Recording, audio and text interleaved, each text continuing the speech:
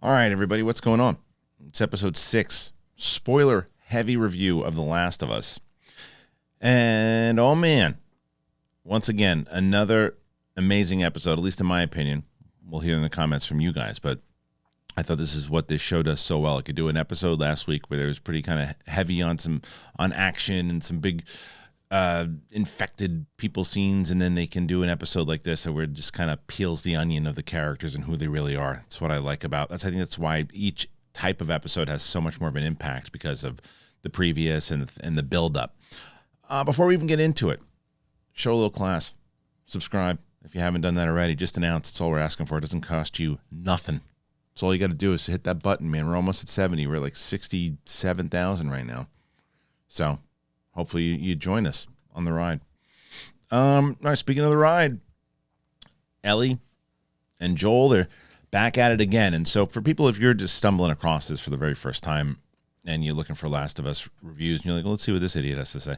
The way that I'm doing it, the game itself, I'm actually playing the game right now up until the points where I won't get spoiled. So, for example, I'm in the right now. I'm in the part where with Henry and Sam, and they're still on the adventure together, and I've just discovered like the school and all that. So I'm not even close to this yet, so I wasn't spoiled by it. But I after watching like the after stuff, I know that there was something that they were very loyal to, and then they've done, I think, pretty well the kind of the deviations away from it. And playing the game more, by the way, I see things even in this episode that I wasn't necessarily, I don't know from the story, but I can see things the way that they shoot particular things like even there's a shot that I took from the episode that I'll show you, but there's a scene where Joel's like looking at the note.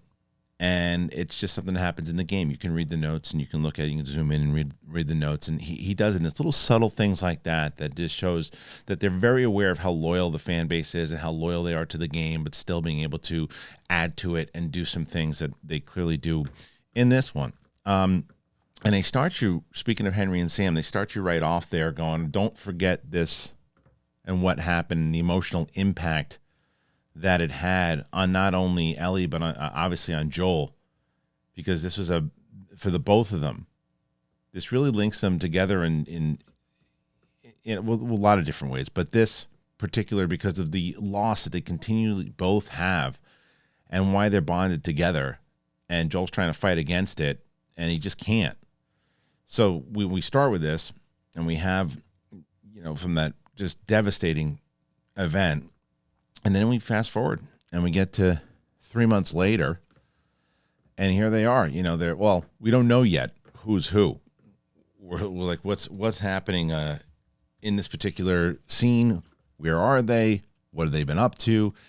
And I like this shot where you see the boots, and you're like, oh, this got to be Joel. Or they're just kind of camped out now. What are they doing? They found a cabin. This is great. And as we see, so this dude. I'm watching 1883, and I just finished it actually.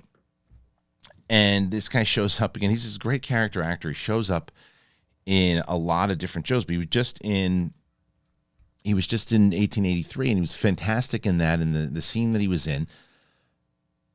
But him, and then speaking of, again, some character actors, the woman who plays his wife, she's been in other stuff too, and the chemistry between the two of them, I believe they've been married for 40, 50 years, easily. The back and forth that these two had, just not only masterful inside of the acting, but just the chemistry of it.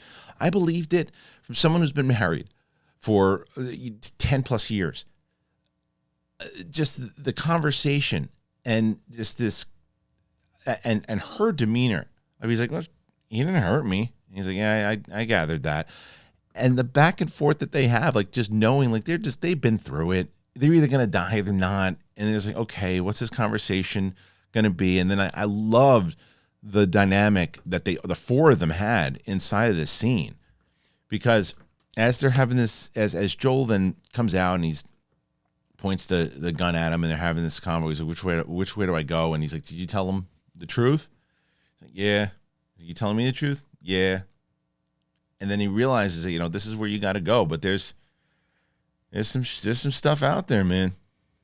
and this is where Joel is going through some stuff in this episode. And Pedro Pascal he's been fantastic in every episode, but this is his best performance to date in this show, because this is why you hire Pedro Pascal to do this role, because Joel's a pretty layered character in the game in general, but they're diving even deeper and what he's going through.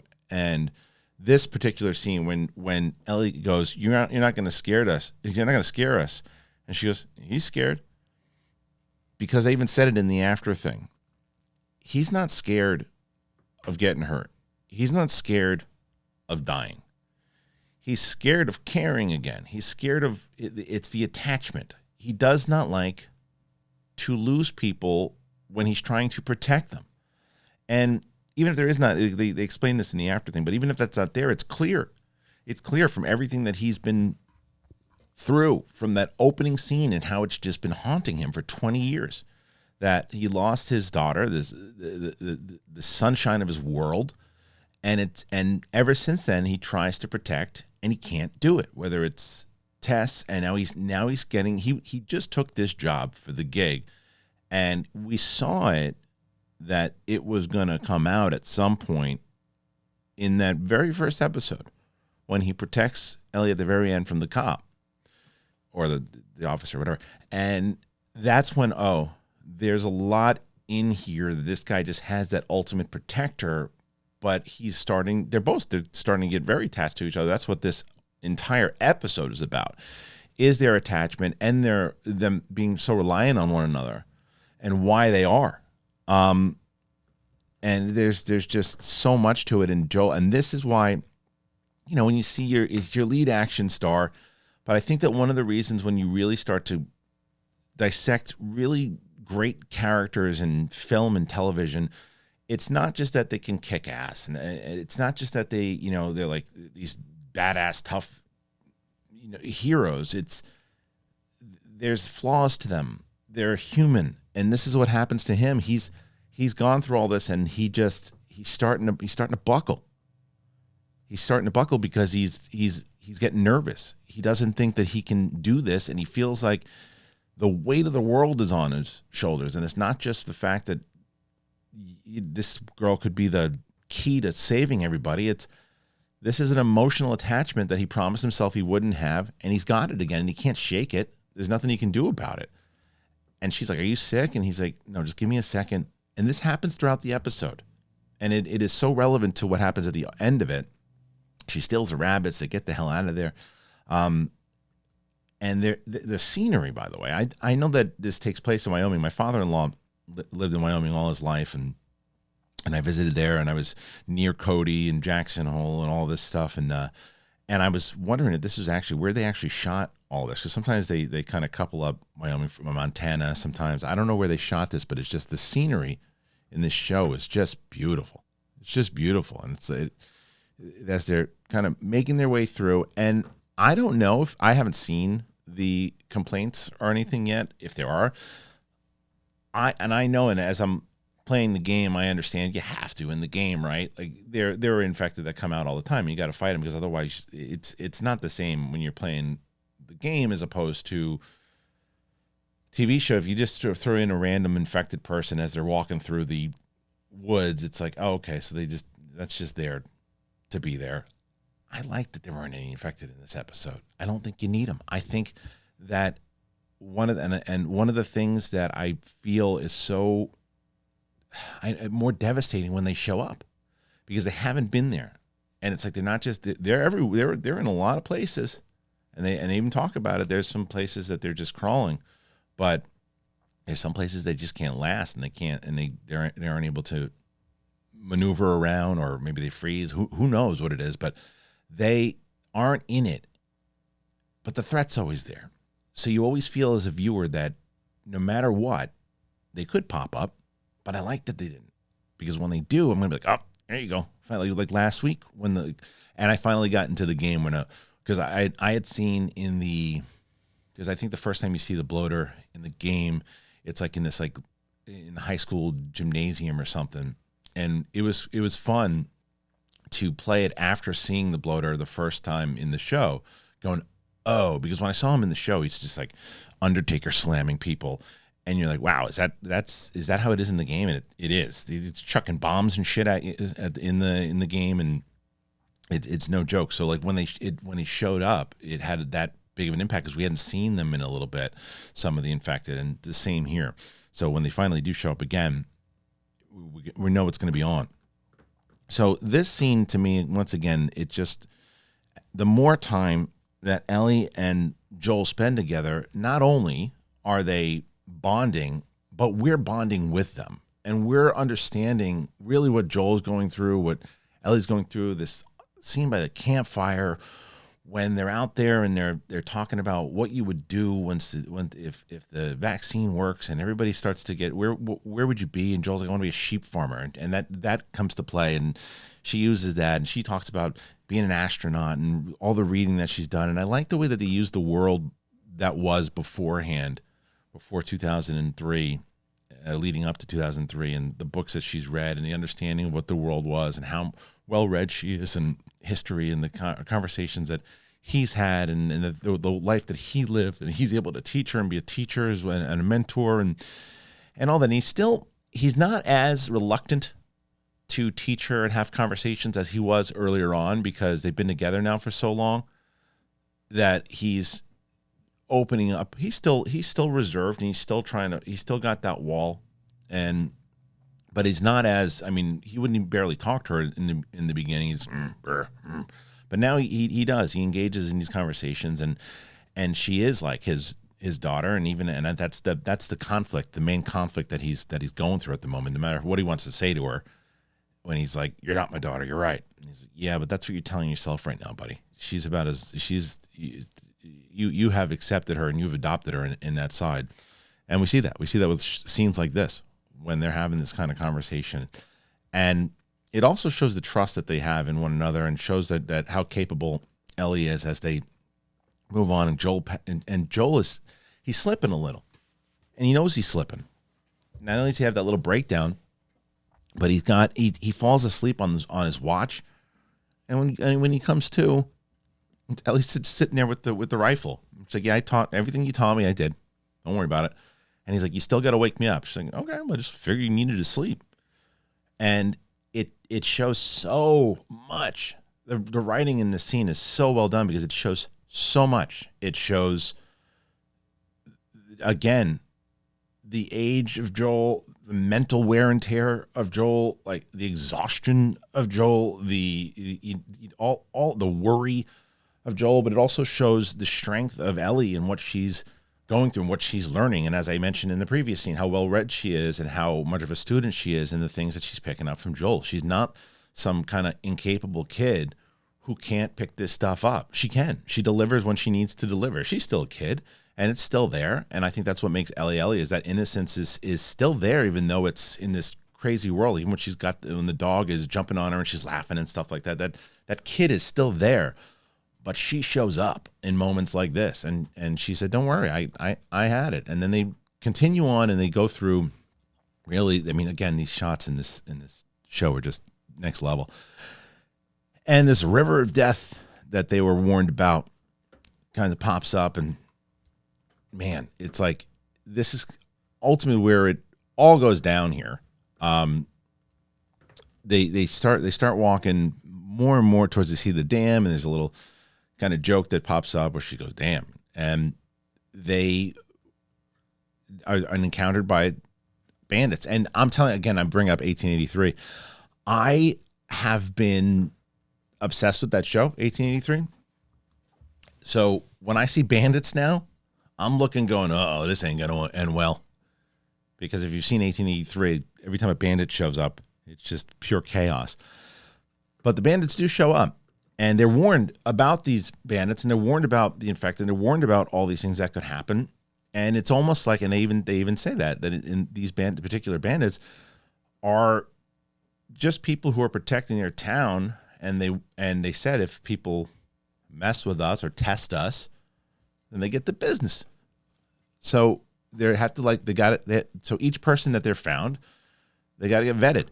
and find out what's going down. So they're surrounded, and I don't know what Joel's trying to do here. He tries to make a run for it at one point. She's like, where are you going? Because they're just surrounded at all sides, and there's such a wonder, and they talk about this, which again, if you go back and watch this scene after it's kind of explained, and after you have not even the explanation of it, even though it helps, but after you hear Joel with his brother later on, this scene where they have the dog come in and the dog sniffs Joel, and obviously, look, if you're infected, you better tell me now, because if not, this dog's going to sniff it out, and then he's going to chew you to pieces. So you better be telling the truth. And obviously the dog smells Joel, he's fine. And there's like this thing where they don't have the medical equipment like they did in, the cop has it, the officer has it in the first one. But the little thing, whether it's red or green, but the dog is a different scenario. What's the dog going to find? What's in Ellie's body? Is it gonna smell something? Or no, it's been months since she got bit. Is it healed up? Is it fine? And clearly it is, because the dog not only sniffs her and everything. I love this, the kind of like small walk the dog does towards her. And this is the shot that is so brilliant. It's at the time you watch it for the first time, you really don't know what Joel's going through. And maybe obviously if you play the game you do, but if you're watching this for the first time, he tells you later on what he's going through, and it's this: he's frozen. He's frozen in this moment because he doesn't know what the dog's going to smell. He doesn't know what's going to happen, and he doesn't know if this is the end of his journey of what he's cared about, and he can't do anything, and he doesn't even know if he can. His body is not allowing him to do anything, and he's just shut down. This is just another part of this breakdown of Joel throughout this episode, where he feels like he doesn't have the strength. And then he turns around and she's hugging the dog, and the dog loves her, and he's just, there's like these little moments that kind of snap him back out of it. And then, you know what's great is that I knew it, but I couldn't place it. As we finally, for the first time, we meet Maria, played by Rutina Wesley.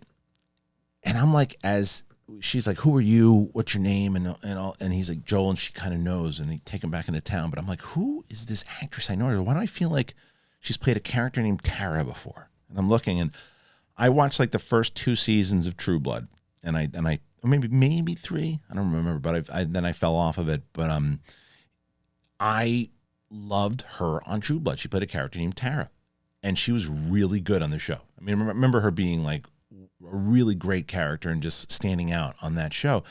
And she showed up, and she's been in the HBO family obviously for a while, because here she is back again in this one. I thought she shines as Maria, and it's such a juxtaposition of her and Joel, who have gone through similar things, but she's just handling them way differently, and some would say way better than Joel and the choices. And but she's also a bit, very judgmental, and rightfully so, maybe on the things that not only Joel and Tommy have done in their lifetime in order to survive.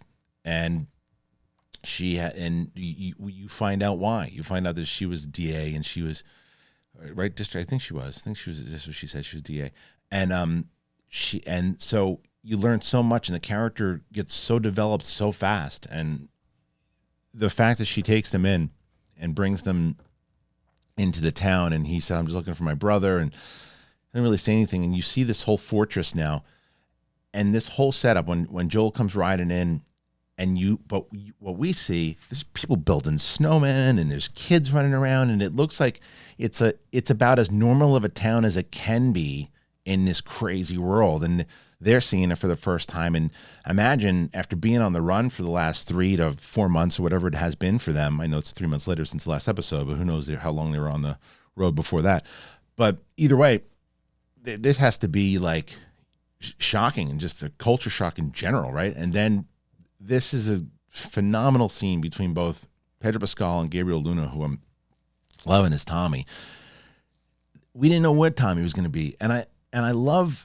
And again, unless you've played the game of clearly you knew what was going to happen with Tommy. But if you didn't, I was happy on what they did with this character, because in the setup, and they're doing this on purpose, obviously, in the conversation in the car that Joel has, and it seems like Tommy, and it stays true to his character, what he said, but in a different way, and that is Tommy went off and joined the war because he wanted to be a hero and he wanted to do these things, and he kind of went off. Then he joined the Fireflies, and you're like, okay, well, what's he doing now? Is he out there just kind of fighting the fight, and he's part of this militia, and it's like, no, he's conformed, he's domesticated in this crazy world from finding this woman that he loved, and he's still trying to be a hero, but he's being a hero in a different way. And they said it again in the after thing.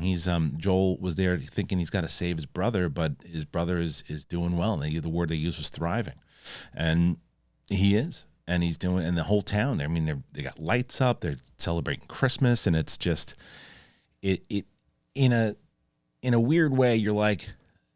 And again, it's maybe from watching shows, whether it was Walking Dead or any of these post-apocalyptic shows. You're like, and again, video game players are going to know this answer more so than me.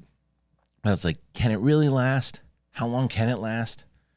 You know, it just, in this world where everything seems kind of dire, is it a facade? Because it almost feels like it kind of has to be. But there's this really nice moment between them, and Tommy comes in, he sees his brother, they embrace, and we have that reunion that we've been waiting for, that has been set up, and Maria ain't having it. She's like, yeah, I get it's your brother, but this dude, this is bad news, man, this guy. I know the stories, I know what he's done, and I don't like it. And even though, they've gone through the kind of the same thing, and they have this scene, and I wouldn't have known this because I haven't played the second game, and I wouldn't have known it had I not seen it. I did an instant reaction, and I saw some comments about people talking about how relevant this scene is going to be for the future of the show. But before that, they're, again, really showing these cultured people now in this world. There's a guy in the back with a chef's, apron on, and this guy just chilling, George Lucas in the back there just eating spaghetti or whatever he's doing. And then you got these two who are just firing down food because they haven't eaten in a while, and Ellie firing out cracks of bad language and all that, pumpkin pie. I mean, they said we've got so much food right now. You're good. Don't worry about it. And this is the scene that people were talking about. She looks over and she sees this girl. And at the time when I saw it, I didn't know. I was like, okay, this just seems like she's just clocking somebody, and the kids don't really know. But apparently this is Dina. And Dina, I'm not going to spoil anything for anybody, but she's got a really, really relevant role in the lore of The Last of Us. And this is not confirmed that this is the character, but it certainly seems that a lot of people think that it is, and they think that the creators even kind of hinted that it could be. So this is something that you'll go back and look at later on. And also the benefit of why adapting something like this and can work, because sometimes when you're creating like an original story, you can come up with something later that you're like, you know what would have been great if after this character that we set up in like season 3, wouldn't it have been awesome if we would have just teased them in season 1, had we known we were going to invent them later on?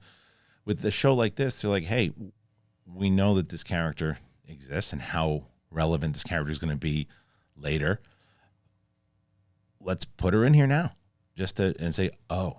Now, whether or not it's her or not, who knows? But they're able to do that is pretty great, because they know where the story is going to go, and from staying as true with deviations as possible. So you have this entire setup where they're having the whole breakdown of it, and finding out that there's this trust, and we've also find out that Maria and Tommy are together, and that's when Joel kind of understands, because he wants some family time. But there's more. We're learning about the town. We see the Christmas lights, the fact that it's a working town. And they come through, and there's that thing I was telling you about before with like the sheep, and they bring up the sheep and the horses and all of it, and just how it works, and basically that it's a communist.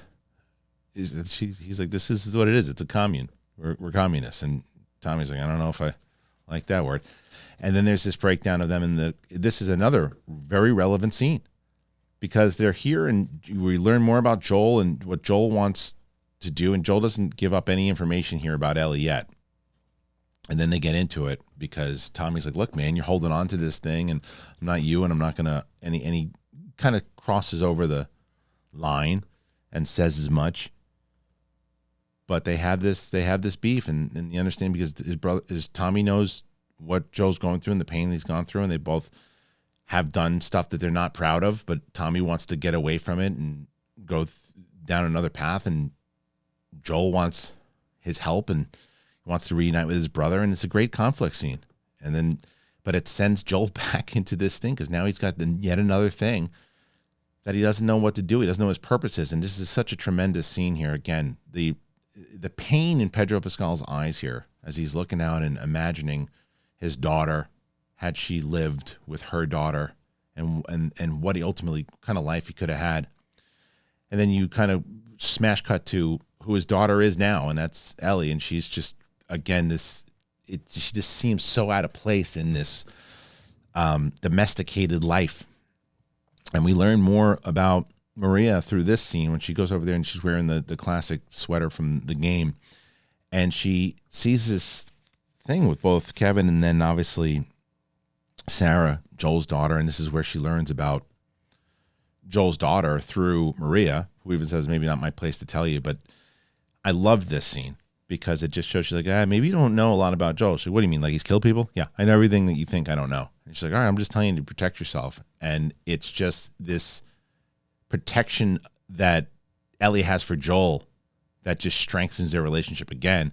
In this movie, when they bring in the Goodbye Girl and how it's relevant to it with Richard Dreyfuss, and talking about like loss and leaving, and then you get to this scene though, even though you have like Tommy, it's weighing on Tommy, and he's got to go find his brother though. He's got to find him, and Joel's still working on those stupid shoes, and Tommy comes in here and he's like, look, man, here's your shoes. I'm sorry, I shouldn't have said what I did. And then they have this conversation where, and Ellie comes in and she's listening to it. We find out later, but this is, again, as I mentioned before, the great acting by Pedro Pascal. This scene, though, this was the one that got me again. There's always one scene in this show so far that just like gets me in the gut. And this was the scene because you just see the power of Pedro Pascal's pain in this shot alone of everything that I mentioned to you before, of what he's going through. And he's like, I just can't do it again. I can't lose her. I know that I'm going to get her killed. You got to be the guy that takes her because you said it's not that hard. It's doable. Please do it. And this is when I loved how Tommy's like, he tells him, he goes, from the beginning, tell me everything. And he does, you can't say anything. And I love that he didn't rat his brother out. I love that he didn't tell Maria. I loved that. I was so worried that he was just going to rat him out right away and tell him. Maybe he does later on. And you know, when he gets back, he tells him after they've left or whatever, that's fine. But like he didn't screw him over, and they had this real moment. He's like, all right, I'll take her, and Maria knows something's up, and this is the scene. So I have not gotten to the scene in the game, but what they're saying, there's this absolutely incredible scene between them, where Joel comes in and he's like, all right, let's gotta talk. She's like, you're gonna leave me, and they both have this. We've both lost people, dude. We both lost people. And you can, like, I'm your daughter. And he's like, don't bring up my daughters. And she doesn't even listen to it. She's like, yeah, listen, I've lost people too. She's like, you know what real loss is. And he's like, what do you talk? Everyone I've been around. And I'm attached to you, you dumbass. And you can't leave. And so he does leave. He's like, you're going with Tommy. That's it. I'm out of here. You're not my daughter. Peace out. And he realizes it. He sits there and he realizes that this is what makes Joel. He just can't. And she's ready. Tommy comes in. Looks like that he's going to take her on this adventure. But you know as well as I do, Joel's going to be there. And this is another moment that was fantastic. By the horse, and he's like, okay, look, I'm going to give you your choice. She's like, let's go. There's no choice. I already made my choice. Nothing. No offense, Tommy. You're a good dude, but Joel's my guy. And they got on the horse, and I love, again, another great moment. I was going to steal the horse. I would have given it to you, I know. And they had this great moment between the two of them. Gabriel Luna, and I believe that these guys are brothers. I believe it. And even that one point was like, does he look like me a little bit? Yeah, all right. You can see, I believe that they're brothers. And another great line too is like, you don't age. It's like, you on the other hand. And they leave the big fortress. And here's another, like, this bonding moment. This is what they have. They're bonding over trying to shoot the poop bag. And she's like, it's just not going to work. And Joel is a master marksman, and he comes in, he pops the thing out, and they leave. But it's that bonding moment of like, okay, we're in this together. Let's do it. Let's get you there. And one of my favorite shots, by the way, of this is this. I love this shot, man. I love this shot of them on the highway. Probably going to be the thumbnail of the video. But I love it because it's like there's no road. It's just them getting where they need to get. They finally get to the university. My God, I mean, the set design in this, just everything you need to know. Run down, the monkeys all over the place just going nuts. They see the firefly symbol, like, okay. But we know as viewers that there's just no hustle and bustle. Nobody's moving around. It seems to be pretty barren. It is. And this is what I was talking about earlier. Like, as they're looking at stuff, this seemed like right out of the video game. Like if you're playing the game, you could hit that zoom in button and read the note. The monkey screaming at them. And ultimately where we end up here is they realize where they're going to have to go, how they're going to get there. It looks like we do it where the fireflies actually are going to go. And then these bandits again, man, freaking bandits. And it's another shot that I feel like could be right out of the game. And they get to the horse, seems like it's going to be okay. And yet another part that seems right out of the game, hit that circle button or the square button rather, as this guy comes in and you strangle him. And that's what Joel does. However, this time it doesn't work out for Joel. He's got a baseball bat sticking in his gut. And he pulls it out right away, which I thought was not the best move because he starts bleeding bad. Ellie steps up again though, man. And as they're riding away, she's firing the weapon as they're driving away, wherever they're doing. They're flying. Are they flying? Yeah, they're flying. But then Joel falls off the horse. She's like, "Don't leave me, dude. I need you. This has to be a bad dream because I need you." And Joel's gonna make it through. But the question is how we see in the preview episode for next week, and it's going to be that scene of when Tess was asking Ellie how she got bit and how all that happened, and she talked about the mall and talked about how she lost somebody. It seems like we're going to see all of that next week. That's ultimately what that entire preview was, and I think that's good. I mean, I think that by previewing it, you know exactly the kind of episode that you're going to get. You're going to learn more about Ellie. We learned a lot about Joel in this episode, not necessarily just backstory, but the intricate workings of him, and I think we get a little bit more of the intricate workings of Ellie next episode. But I loved this episode. I thought it was one of those episodes where I do think, by the way, as I mentioned, I think because that we are jumping back in time with Ellie's story, I think that because that we even see it you are going to see Infected in the next one, because you're learning so much more about her, but it also gives you that opportunity to throw some of them in there to show the fear of the early days or for her the early days. But yeah, man, I really liked this episode. I thought it was powerful, and I thought it designed the relationship between the two of them really well. But I asked you guys, what'd you think? Did you like it? Did you not like it? Did you think it was too slow for your blood, or do you think it was just perfect in lore and character development? And what do you hope to see next? And for the people who are playing the game, do you like the deviations still? Or maybe you don't like the deviations at all? Did you feel these were better? Did you feel that it was not for you? What are your overall thoughts? Comment. Let me know. I got to have the conversation here with you guys. And if you're not, show a little. Subscribe to the channel. Hook me up, man. Doesn't cost you nothing. And we got a lot of out of the theater reactions, reviews. Got a full-on long spoiler review between myself, Winston, Marshall, and Coy Jandro, with Quantumania coming out a little later today for the Big Thing show. All right, everybody. Thank you so much for joining me here today. I appreciate you, and we'll see you next week for Last of Us.